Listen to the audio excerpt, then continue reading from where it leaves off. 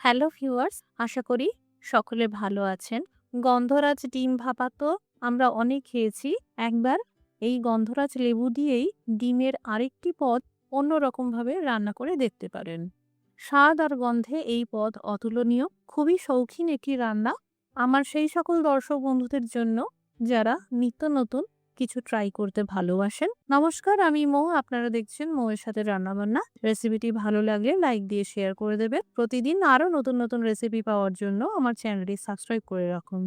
প্রথমে দুটো tomato chopping করে নেব। এই রান্নার জন্য আমি টমেটো পিউরি ব্যবহার করি না, এইভাবে কুচানো টমেটো ব্যবহার করে থাকি। এতে রান্নার টেক্সচারটা ভালো আসে।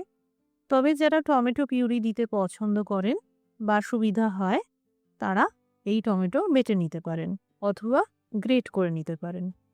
টমেটো কুচানো হয়ে গেল। এখানে নিয়েছি একটা মিক্সার জার। বড় সাইজের 4টে রসুন কোয়া মিক্সার জারে দিয়ে দিলাম। 4টে কাঁচা লঙ্কা দিয়ে দিলাম। সমস্যা থাকলে কাঁচা লঙ্কাটা কমিয়ে দেবেন। কয়েকটা গোটা গোলমরিচ দিয়ে দিলাম। 1 কাপ কুচানো ধনেপাতা দিয়ে দিলাম। এবার সামান্য করে জল দিয়ে ভালো করে বেটে নেব। এখানে 4টে সিদ্ধ করা মুরগির ডিম নিয়েছি। আপনারা চাইলে হাঁসের ডিম দিয়েও করতে পারবেন। সানফ্লাওয়ার অয়েলের ইউজ করেছি। আপনারা যেকোনো রান্নার তেল ব্যবহার করতে পারবেন। তেল হালকা গরম হয়ে এলে লো টু মিডিয়াম ফ্লেম করে এই ডিমগুলোকে হালকা করে ভেজে নিতে হবে। ডিমের গায়ে জাস্ট একটু কালারটা ধরতে শুরু করবে। এই রকম পর্যায়ে ডিমগুলোকে তেল থেকে তুলে নিতে হবে। এখানে এমনটা নয় যে ডিমগুলোকে খুব বাদামি করে ভাজা হলো, না। এখানে ডিমগুলোকে এইভাবেই হালকা করে এইরকমভাবে ভেজে নিতে হবে। ফোড়নে ভেজে নিলাম 1 চামচ কালো জিরে আর একটা শুকনো আস্ত লঙ্কা। এবার ভেজে নিচ্ছি এই কুচানো টমেটো। বেশ কিছুক্ষণ এইভাবে টমেটো কুচি ভেজে নিতে হবে। এতে টমেটো কুচি অনেকটাই সফট হয়ে আসবে। এখানে বলে রাখি, এই রান্নাটা কম তেলেও করা যাবে। আমার বাড়িতে সকলে যেভাবে খেতে পছন্দ করেন, আমি সেই অনুসারেই তেলের ব্যবহার করে থাকি। টমেটো ভালো করে ভাজা হয়ে গেছে। এবার এই ধনেপাতার পেস্টটা ঢেলে দিলাম।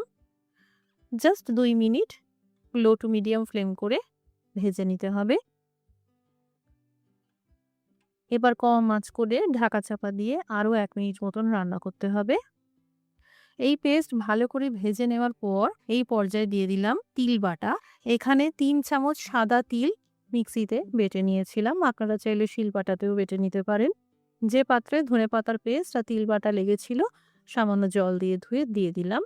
এবার বেশ 2 থেকে 3 minute low to medium flame করে ভাজতে হবে। যখন চারদিক থেকে অল্প অল্প তেল আলাদা হতে শুরু করবে, সেই পর্যায়ে কম আঁচে 2 মিনিট ঢেকে রান্না করব। একটা গন্ধরাজ লেবু নিয়েছি। এই গন্ধরাজ লেবুর যে সবুজ অংশটা রয়েছে, এটা গ্রেট করে নিতে হবে। তবে খেয়াল রাখবেন যেন এই গন্ধরাজ লেবুর খোসার যে সাদা পোর্শনটা আছে, হোয়াইট পোর্শনটা, ওটা যেন কোনো রকমভাবেই রান্নায় না যায়। এই সাদা অংশটা খুবই তেতো হয়, তাই খুব সাবধানে আস্তে আস্তে গ্রেট করে সবুজ অংশটাকে বের করে নিতে হবে। এবার এদিকে গ্রেভি থেকে তেল অনেকটাই আলাদা হয়ে গেছে। এইভাবে ভেজে ভেজে ঢেকে রান্নাটা করলে কাঁচা ভাবটাও থাকে না আর স্বাদটাও বাড়ে। স্বাদ মতন লবণ দিয়ে দিলাম। ভাজা ডিমগুলোও দিয়ে দিলাম। এবার গন্ধরাজ লেবুর এই জেসটা দিয়ে দিলাম। সবকিছু ভালো করে মিশিয়ে নেওয়ার পর আধা কাপ গরম জল দিয়ে দিলাম। 4টে ডিমের জন্য আধা কাপ জল যথেষ্ট। এই রান্নাটা মাখো মাখো হয়, খুব বেশি ঝোল হয় না। এবার কম আঁচে 5 মিনিট রান্না করতে হবে। 5 মিনিট পর দেখাচ্ছি। এই দেখুন, গ্রেভির ঘনত্ব এই রকমই রাখলাম।